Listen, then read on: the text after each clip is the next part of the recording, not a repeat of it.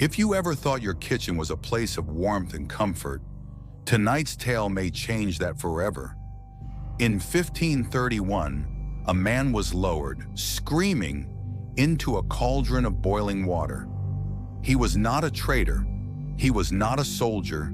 He was just the cook.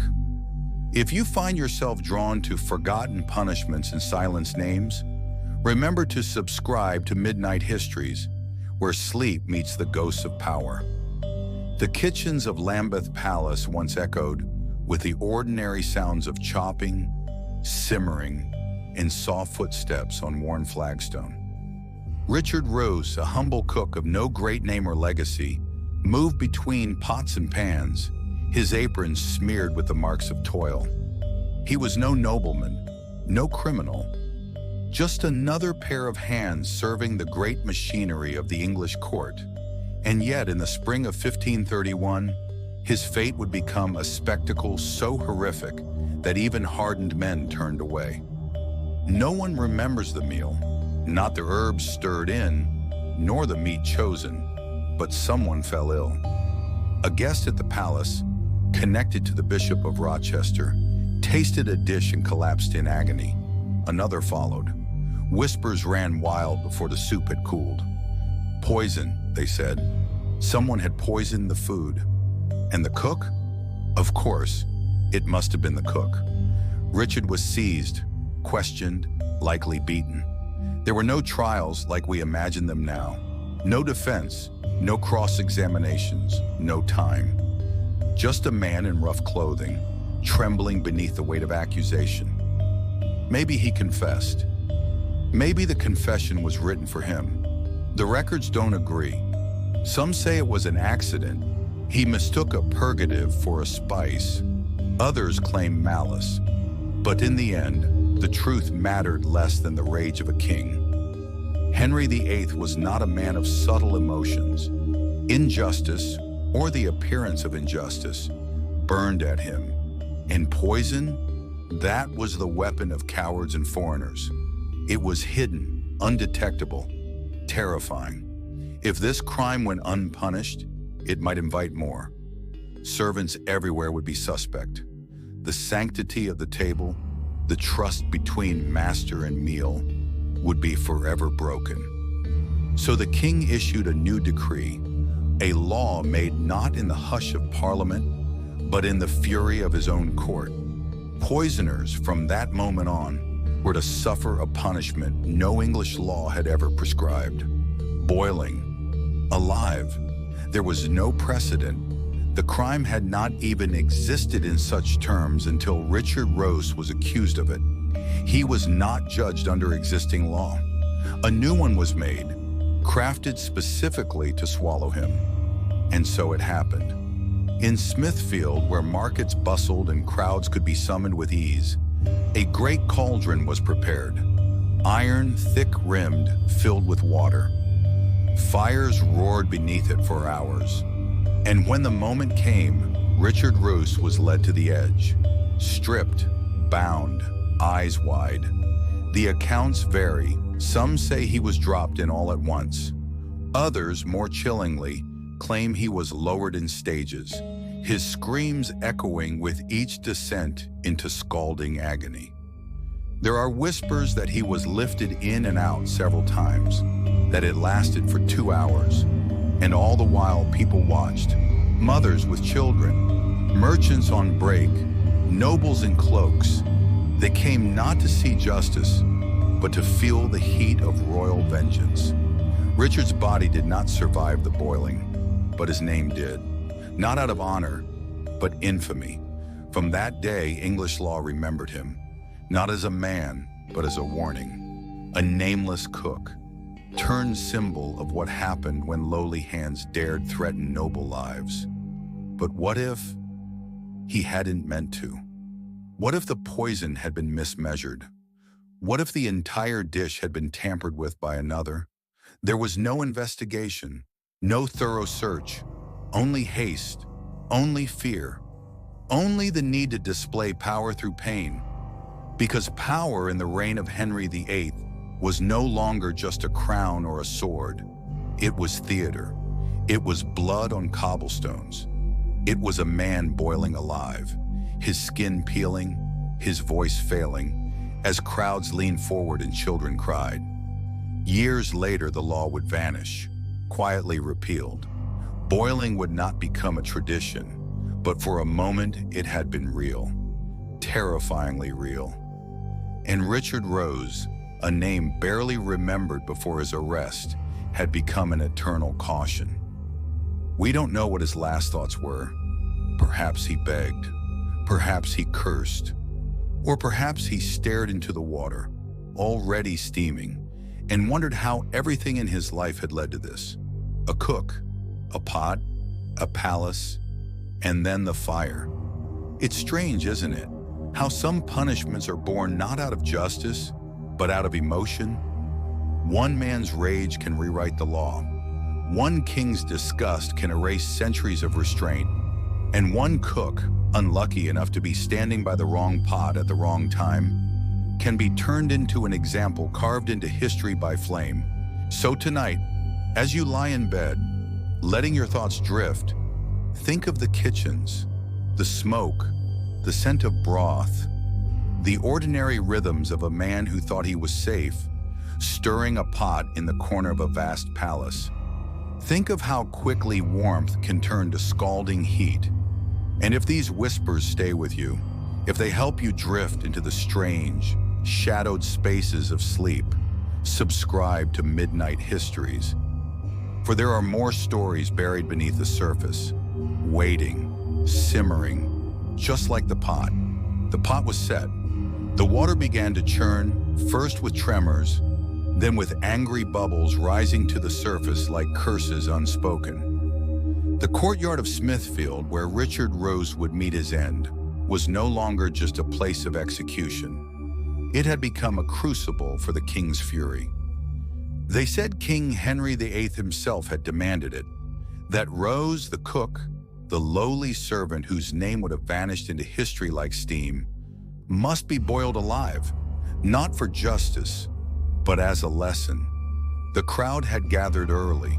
Vendors sold meat pies and sugared plums just yards from the rising heat of the cauldron. Children sat on shoulders. Women clutched handkerchiefs. The nobles stood in their velvet cloaks, sneering or scoffing, some perhaps whispering, "There, but for God's grace." A cook today, a courtier tomorrow. Richard Roose, shackled, shivering though the morning was warm, stared at the vat. The water inside danced like it knew what was coming.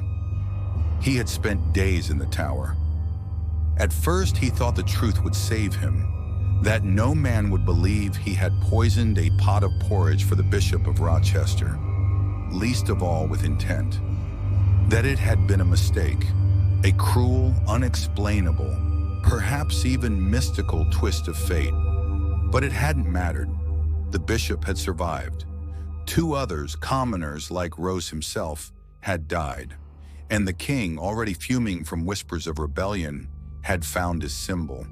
A faceless man who fed the elite. A nobody. And what better message, in a time when kings were gods in velvet, than to show the people what happened to those who dared to touch even the edge of power. In the days leading to his sentence, Richard was denied a trial. Parliament convened, quickly, conveniently. A new law was passed, one tailored just for him. That poisoning in the context of food or drink was treason, and that such treason was punishable by boiling. It was as if the script of his life had been rewritten, line by line, just so it could end like this. He had once believed in fairness, in recipes, in balance. He had spent his life in kitchens where there were rules, salt before sugar, heat then meat. But here, outside under the sky filled with the smoke of his coming death, there were no rules, only hunger, for fear, for spectacle, for punishment. They led him to the platform. His knees buckled. The soldiers held him firm. The crowd leaned forward, a wave of eyes. The cauldron hissed. Some accounts claimed he screamed as he was lowered in. Others said he was silent until his skin began to blister, that the steam wrapped around his head like a crown of pain, that he tried to pull himself out with broken fingers. But the soldiers forced him down again. It didn't happen all at once. The boiling was not quick. It was not like burning at the stake, where fire consumes. It was slower. Flesh swelled and split, eyes clouded. The heart, they say, took longer than anyone expected. Minutes, maybe more.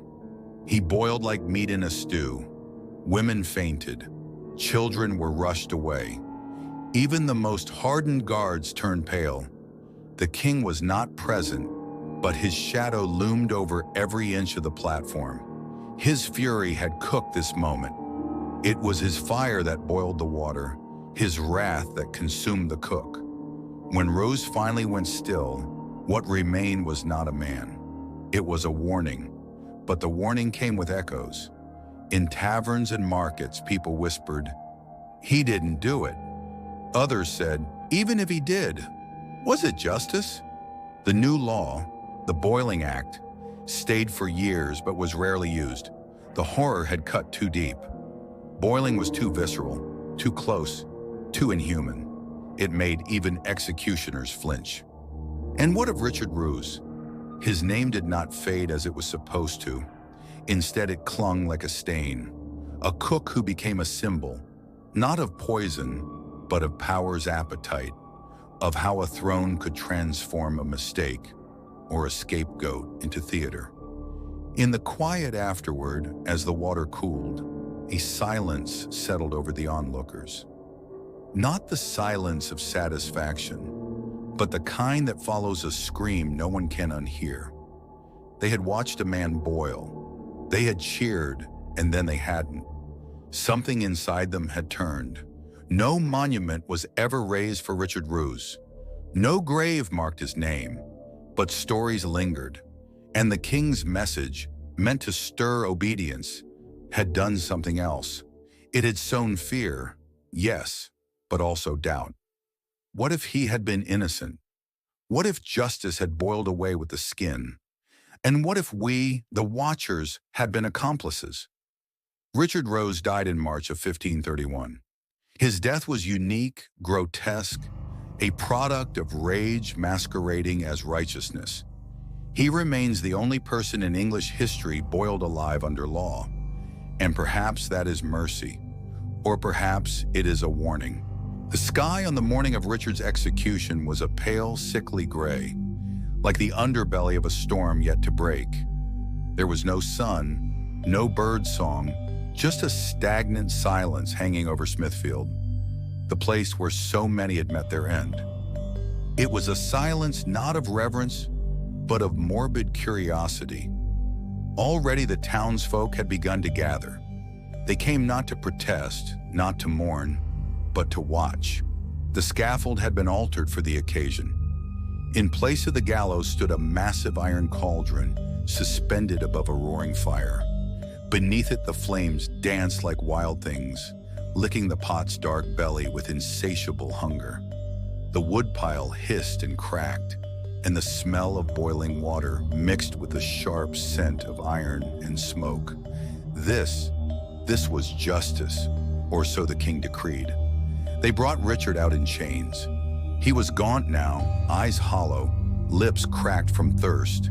Weeks of imprisonment had drained him of color, of resistance. But he did not stumble. His steps, though slow, were steady. There was no priest beside him, no words of comfort, no final confession, only guards, only silence. The crowd murmured as he passed. Some spat, some laughed. Others simply watched, wide-eyed and unblinking, as if afraid to miss a single moment. Children clung to their mothers' skirts.